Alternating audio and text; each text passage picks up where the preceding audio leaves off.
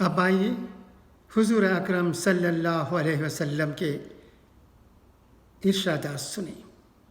तुम अपने माल के ज़रिए लोगों को खुश नहीं कर सकते, लिहाजा खंता पेशानी और हुस्न खुल्क के ज़रिए उन्हें खुश रखा करो।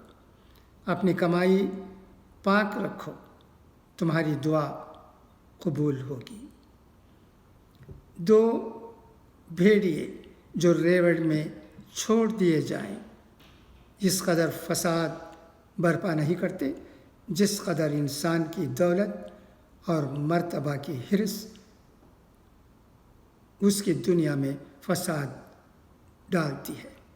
जो शख्स अपने जालिम को बद्दुआ देता है वो अपना बदला ले लेता है।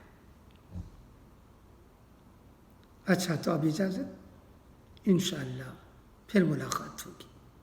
खुदा हाफिज़।